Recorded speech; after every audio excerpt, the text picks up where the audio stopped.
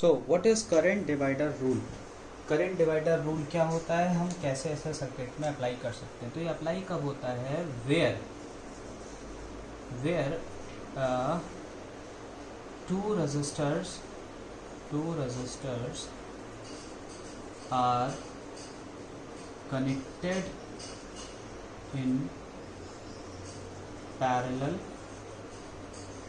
and we want to find out current in each resistor. तो ऐसी कोई situation circuit में है कि हमें 2 रजिस्टर्स देख रहे हैं, हम कनेक्टेड है पैरेलल में, हमें ईच रजिस्टर में करंट निकालनी है, तो हम वहाँ करंट डिवाइडर रूल का यूज़ कर सकते हैं। आप कोई सवाल पूछे कि अगर 3 पैरेलल में कनेक्टेड है तो क्या नहीं निकाल सकते? बिल्कुल निकाल सकते हैं, लेकिन एट अ टाइम हम सिर्फ 2 रजिस्टर्स को ही कंसीडर करते हैं।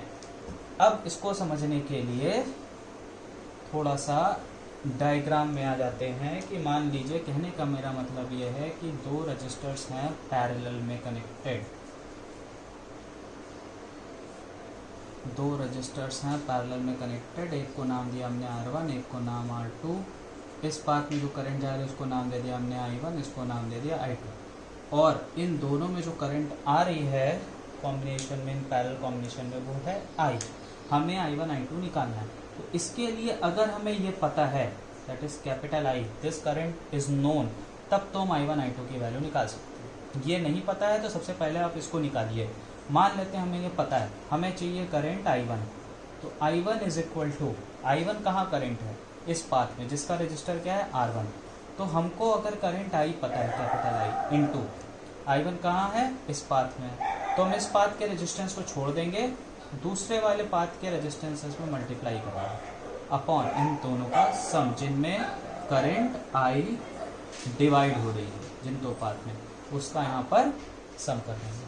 इसी तरह से I2 is equal to total current जो डिवाइड हो रही इनटू, हमको अब इस पाथ में करंट निकालनी, तो इसके रजिस्टर को छोड़ के हम इस वाले रजिस्टर से मल्टीप्लाई करेंगे, R1 upon R1 plus R2, दोनों का सम हम उन्हीं 2 रजिस्टर्स का करेंगे जिनमें करंट डिवाइड हो रही है, जिन 2 पाथ में जिनमें हम करंट डिवाइडर रूल लगा रहे हैं।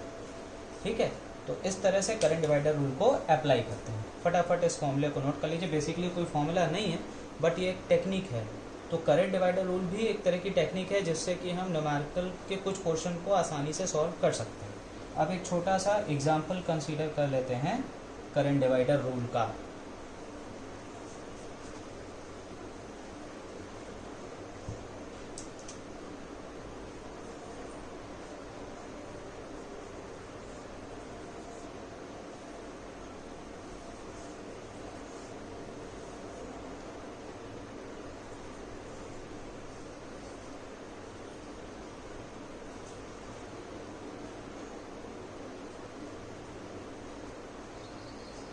सपोज ये एक सर्किट है, इसमें हमें 3 ओम में 6 ओम में करंट निकालना है।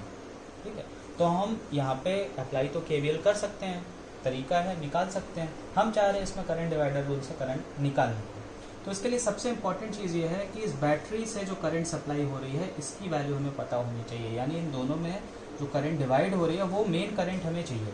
तो उसके लिए हम क्या करेंगे, पहले तो इस बैटरी से टोटल कितनी करंट फ्लो कर रही है उसको निकालेंगे। इसके लिए हमें यह पता होना चाहिए कि इस बैटरी को, इस सर्किट में टोटल कितना रेजिस्टेंस ऑफर हो रहा है। यानी बैटरी की तरफ से हम देखें तो सर्किट में टोटल कितना रेजिस्टेंस है। तो बैटरी की तरफ से हम देखेंगे तो ये 3 और 6 पैरेलल में होगा, 3 पैरेलल 6, और 3 और 6 पैरेलल में ऐड हो गया, ये पैरेलल में ऐड हो गए, तो उसके साथ 2 क्या हुआ, सीरीज में। तो 3 और 6 को आप पैरेलल में ऐड करेंगे तो 3 इंटू 6 अपॉन 3 प्लस 6 प्लस 2, तो ये कितना आ गया, 4 ओम। तो 4 ओम हो गया टोटल रेजिस्टर जो इस बैटरी को ऑफर हो रहा है। तो बैटरी से करंट कितनी सप्लाई होगी, 36 बैटरी का EMF है अपॉन रेजिस्टर जो इसको ऑफर हो रहा है टोटल रेजिस्टेंस, तो ये कितना हो गया, 9 एम्पियर। तो यहाँ से करंट कितनी सप्लाई हो रही है बैटरी से, 9 एम्पियर। अब ये करंट इन दोनों पार्ट में डिवाइड हो रही है। सपोज हमें 3 ओम में करंट निकालनी है, तो current in 3 ohm is equal to total current 9 है, हमें इस पाथ में करंट चाहिए, तो अपोजिट वाले ब्रांच के रजिस्टर से मल्टीप्लाई करेंगे, 3 प्लस 6। करंट इन 6 ओम इस पाथ में हमें करंट चाहिए तो इस वाले रजिस्टर से नहीं, टोटल करंट लेंगे 9, टोटल करंट क्या है 9, इसमें हम मल्टीप्लाई करेंगे, इस पाथ में निकालना है तो अपोजिट वाले के रजिस्टर को, अपॉन 3 + 6, तो ये कितना हो जाएगा 6 एम्पियर, ये कितना हो जाएगा। तो इस तरह से हम करंट डिवाइडर रूल अप्लाई करते हैं। ओके, अब मान लीजिए किसी ने किसी के दिमाग में चल रहा हो कि क्या सिर्फ 2 ही रजिस्टर के पैरेलल, 2 रजिस्टर अगर पैरेलल में तभी हम लगा सकते हैं, 3 हो जाएगा तब क्या करेंगे।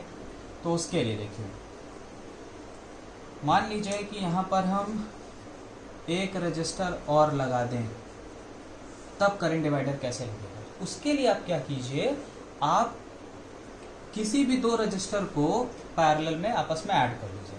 6 और 1 को आप पैरेलल में ऐड कर लीजिए, 6 और 1 को पैरेलल में ऐड करेंगे तो कितना आ जाएगा 6/7। तो पहले काम ये करिए कि फिर से बैटरी से सप्लाई होने वाली करंट निकाल लीजिए और फिर 3 ओम में और 6/7 ओम में करंट निकाल लीजिए। जब आप 6/7 ओम में करंट निकाल लेंगे तो 6/7 आया कैसे था, 2 रजिस्टर पैरेलल में थे ना, यहाँ पे 6 और यहाँ 1, तो 6/7 ओम में जो करंट आ रही है वो आप निकाल लेंगे। तो फिर से आप करंट डिवाइडर लगा दीजिए, तो इसमें करंट आ जाएगी और इसमें करंट आ जाएगी। बात समझे। तो इस तरह से हम 2 से ज़्यादा भी ग्रुप ऑफ पैरेलल रजिस्टर्स में करंट डिवाइडर लगा सकते हैं, लेकिन उसकी ज़रूरत पड़ेगी नहीं, क्योंकि करंट डिवाइडर हम जब अप्लाई करते हैं तो प्रॉब्लम को आसान बनाने के लिए करते हैं। ठीक है, जब इतने ज़्यादा रजिस्टर हैं तो फिर करंट डिवाइडर रूल की आपको ज़रूरत भी नहीं पड़ेगी। ये सिर्फ एक टेक्निक है न्यूमेरिकल को आसान बनाने के लिए। Thank you. इस लेक्चर में इतना ही।